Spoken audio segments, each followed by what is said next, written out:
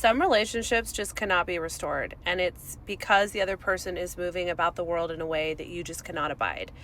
Story time. I had a falling out with a friend, and it was very abrupt. It went from 0 to 100 in no time at all. There were a lot of assumptions made, projections went down. There were other people involved that were kind of in the ear of these friends that influenced them.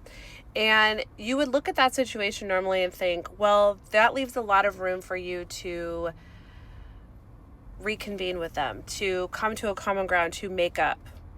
But sometimes when you have people that you fall out with abruptly, and there would normally be room for you to try to make amends and come back together, because of the way they're currently moving in the world, you realize that the relationship will never, ever be aligned again or repaired, because you have grown so much and you have changed so much, and they are on a trajectory that insults your soul that you just cannot abide.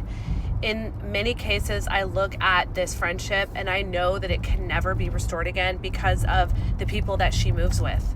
She reconnected with certain people that did her dirty, that she admitted did her dirty, that she knew were toxic for a very long time, but because she wanted to feel a sense of power and a sense of being in the right, she needed a tribe behind her to make her feel like her actions towards me were justified. She went back to that really bad, toxic person.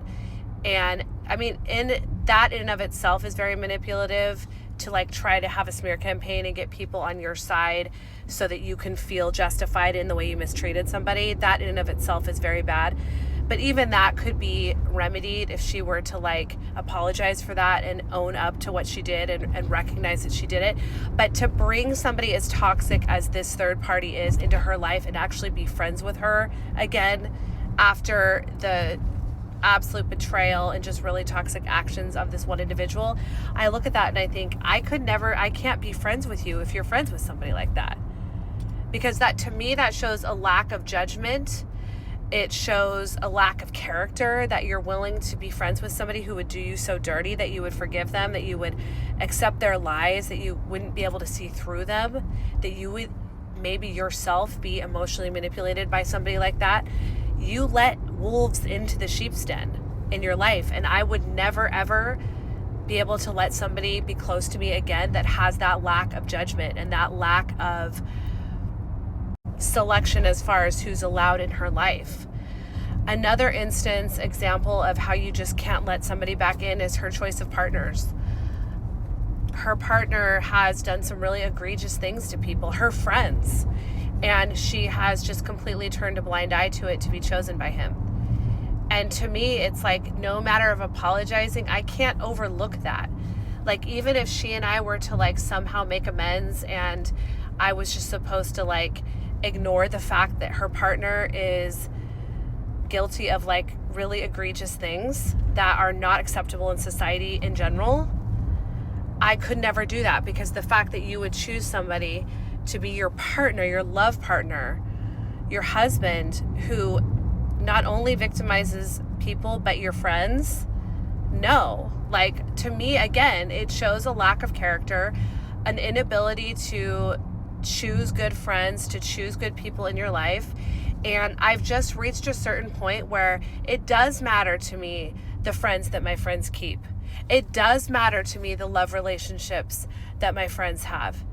I can love my friend through a bad relationship, but if she continues to be disrespected over and over again, besides or despite what all the evidence is showing her and what people are telling her, and yet she still continues to be with somebody who is abusive or mistreats her or is dishonest, to me, that just shows a lack of character on her part, a lack of evolution. And that is probably going to get me in trouble, and that's going to come across as me being really judgmental and not being able to love people and like accepting, like, you know, requiring conditions to have friends. But yeah, I'll die on that hill. I do have high standards. I have high standards for myself. I have high standards for my friends. I have high standards for the people that I allow in my sphere and my aura.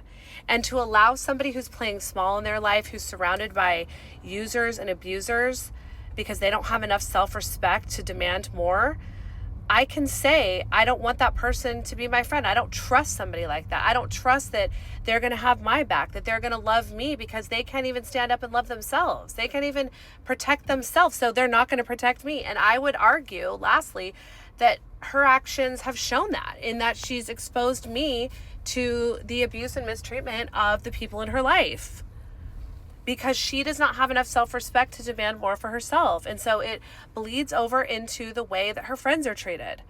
So I can unconditionally love her. I can send love her way. I can wish the best for her and not send evil eye energy towards her. But at the same token, I can choose to not have her in my life and not allow her to be a close friend. She is not allowed in the inner circle because she is not evolved, because she does not have self-respect, and because she does not protect herself from abusive people. And therefore, I'm not protected.